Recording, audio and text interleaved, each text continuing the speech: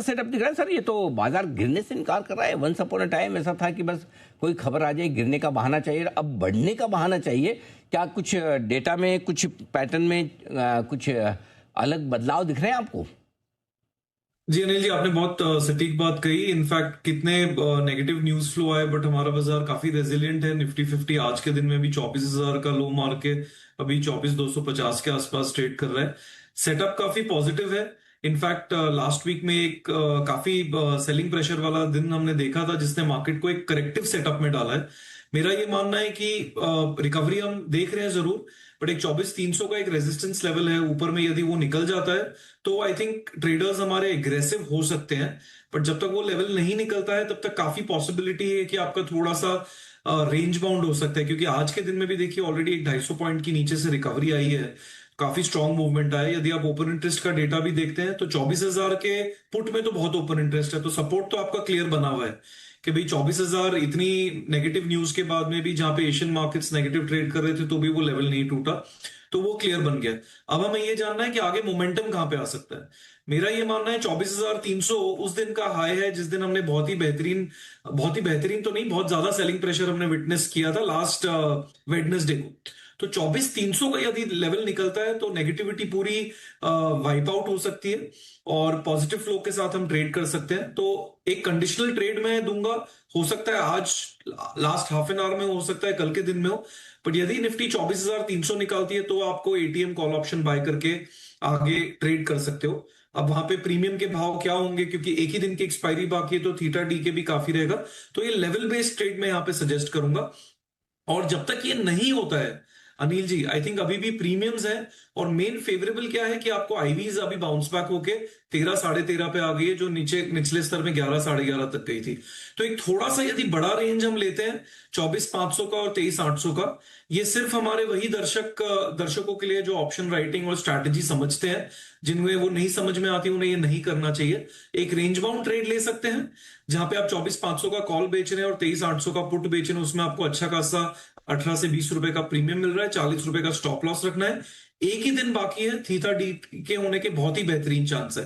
But 24,300 यदि निकलता है तो आपको एकदम चौकन्ना हो जाना है, राइटिंग की स्ट्रैटेजी हटा देनी है और एटीएम कॉल ऑप्शन के साथ आपको कैरी फॉरवर्ड में ट्रेड करना है। यह फिलहाल के लिए एक्सपायरी का सेटअप बहुत ही सटीकता से समझ आ रहा है। 24,300 के ऊपर निकलते एटीएम कॉल खरीद लेना है, राइट? वो भले आज हो, अब आज तो समय, हाँ आज भी हो सकता है, क्यों नहीं हो सकता, अभी भी 50 ही तो पॉइंट दूर है। आज हो चाहे कल सुबह फर्स्ट हाफ तक कभी भी हो, राइट सर? जी, और अनिल जी ये मैं इसलिए कह रहा हूं क्योंकि क्या होगा ना, आज यदि आप एक्साइटमेंट में ले लो, भाव नहीं क्रॉस किया, तो थीटा डी के आपको मार देगा। तो कहीं ना कहीं क्योंकि आप ऑप्शन ट्रेड है और आप बायर हैं खास करके, आपको वो कंडीशनल सेटअप के हिसाब को काफी ध्यान में रख के फिर ही सौदा करने चाहिए। इसलिए करंट सेटअप में मैं कंडीशनल ट्रेड देना ज्यादा प्रेफर करूं। थोड़ा सा पुटकॉल रेशियो 1.55 के आसपास है, हायर साइड पे। ओवरबोट तो अभी भी पूरा नहीं हुआ, तो कोई सावधानी रखनी है अभी? इतनी कोई ऐसे डर वाली बात नहीं है। अनिल जी, यदि सावधानी रखनी होती और मार्केट कहीं ना कहीं थोड़ा भी एक फेयर फैक्टर में होता, तो आज का दिन बहुत बेहतरीन था मार्केट को सेलिंग प्रेशर को और एम्पलीफाई करने के लिए। ग्लोबल मार्केट्स भी, आई एम श्योर आप भी ट्रैक कर रहे हैं, हमारे दर्शक भी ट्रैक कर रहे हैं। मेरे हिसाब से अभी उतनी कोई तुरंत में कोई ऐसी सिचुएशन है नहीं जहां पे हमें बहुत ज्यादा कॉशियस रहना चाहिए। कंडीशनल बाय के हिसाब से करना चाहिए। और 24,000 यदि टूटता है, क्योंकि 2 से 3 बार हम वहां से रिकवर कर चुके हैं, यदि वो टूटे तो शायद कुछ चांस बनेगा, बट प्रोबेबिलिटी फिलहाल के लिए उसकी मेरे अंडरस्टैंडिंग में कम ही बन रही है। थीटा जी की बात की, कल की एक्सपायरी, तो क्या फिर एक दूसरा ऑप्शन ये हो सकता है कि बजाय निफ्टी के बैंक निफ्टी पे ही फोकस कर ले, जिसकी तो मंथली एक्सपायरी है, और वो तो शायद मेरे ख्याल से वो भी अच्छा मजबूती दिख रहा होगा आपको? जी, बैंक निफ्टी भी, इनफैक्ट बैंक निफ्टी ने काफी रेजिलियंस बताया है नीचे की तरफ में, और वो भी आउट परफॉर्म ही कर रहा है। बैंक निफ्टी भी कल के हाई के पास 58,250 के आसपास ही ट्रेड कर रहा है। अगेन इसमें रिलेटिवली बेटर सेटअप है, और आई थिंक ये आपने ट्रेड आइडिया एक बहुत अच्छा बताया और मेरे ओपिनियन को थोड़ा सपोर्ट कर दिया। बैंक निफ्टी में आप फिर भी एक कर सकते हैं, क्योंकि आपको थीटा डीके का भी इतना इंपैक्ट नहीं आएगा, सेटअप भी रिलेटिवली पॉजिटिव है, अच्छी खासी रिकवरी है। तो एक सूडो प्ले हम कर सकते हैं जहां पे बैंक निफ्टी का कॉल ऑप्शन आप कैरी कर लीजिए, वहां पे थीटा डीके की आपको इतनी मार नहीं पड़ेगी। और यदि आपको स्पेसिफिक में एक्सपायरी पे खेलना है तो जो हमने स्ट्रैटेजी डिस्कस किया उसको भी इंप्लीमेंट कर सकते हैं। देखिए, जैसा हम सोच रहे थे कल तक बाज़ार में कि इंडियन मार्केट में एफआईआईज़ का दबदबा अभी भी कायम हो रखा है। अच्छी खासी बाइंग जो है इंडियन मार्केट की तरफ से एफआईआईज़ की तरफ से देखने को मिल रही है, लेकिन आज फिर से वो सब कुछ मिथ्या जो है वो ख़त्म हो चुकी है। एफआईआईज़ फिर से आज सेलिंग पर उतर आए हैं, जबकि मार्केट में पहले ऐसा था कि एक तेज़ी का बहाना चाहिए था। मतलब कि देखो कि कोई भी न्यूज़ आती थी तो उसमें गिरावट के लिए बाज़ार तैयार रहता था, लेकिन अब जो ऐसा हो देखने को मिल रहा है कि बाज़ार के लिए एक छोटा-सा खबर जो कि भारतीय बाज़ार के लिए पॉजिटिव हो, उसके दम पर ही बाज़ार में अच्छी खासी रैली देखने को मिल रही है।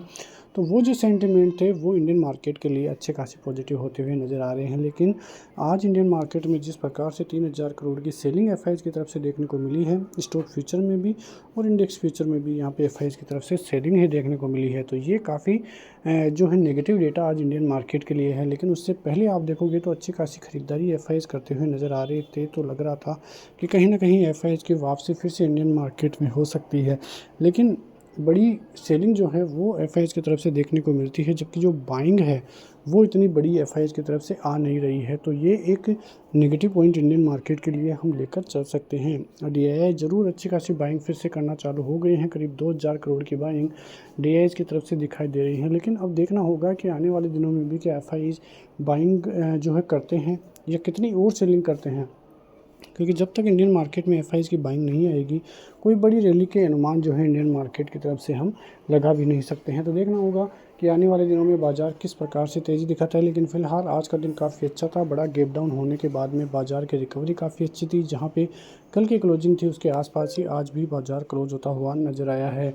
24,200 के ऊपर बाज़ार की क्लोजिंग है। अब कल का दिन भी काफ़ी इंपॉर्टेंट रहेगा, क्योंकि कल एक्सपायरी डे है और एक्सपायरी के दिन बाज़ार में कहीं न कहीं हलचल भी मचती हुई दिखाई दे सकती है। 24,250 के ऊपर इंडियन मार्केट में अच्छी खासी रैली की संभावनाएं हैं, जो बाज़ार को 24,450 और 24,600 तक भी लेकर जा सकती है। और कल एक्सपायरी है, तो कहीं ना कहीं बाज़ार एक वन साइडेड मूव भी दिखाता हुआ नज़र आ सकता है। अब बात करें सपोर्ट जोन की, तो कल का जो सपोर्ट जोन है, मतलब आज का जो लो है, वो काफ़ी बाज़ार के लिए अच्छा सपोर्ट जोन अब देखने को मिलेगा। यदि वो लो टूटता है तो फिर 23,800 का एक बड़ा सपोर्ट जोन इंडियन मार्केट में काम करता हुआ नज़र आएगा। बैंक निफ्टी वहाँ ही वैसे ही ये जो फ्लिट क्लोजिंग है वो आज दिखाई दी थी 58,300 के ऊपर, 58,650, 58,800 के लेवल्स, और 58,000 और 57,800 ये अच्छा खासा सपोर्ट जोन बाज़ार के लिए दिखाई भी देता हुआ नज़र आएगा। और एक बड़ा जो सपोर्ट जोन है वो 58,450, 500 के लगभग आपको दिखाई देगा। तो ये काफ़ी अच्छा सपोर्ट जोन और अच्छे जो है टारगेट आपको दिखाई दे सकते हैं, तो इनको आप नज़रअंदाज नहीं कर सकते हैं। वैसे देखें तो जो युद्ध की स्थिति है वो अभी बरकरार है, हार्मुज़ स्ट्रेट बंद है, और जो कहीं न कहीं बड़ी-बड़ी न्यूज़ें भी आती हुई नज़र आ रही है, लेकिन इसका इंडियन मार्केट पे ज़्यादा इम्पैक्ट नहीं है। देखना होगा कि आगे किस प्रकार से इंडियन मार्केट में सभी चीज़ें दिखाई देती हैं। मिलते हैं नेक्स्ट वीडियो में, तब तक के लिए जय हिंद।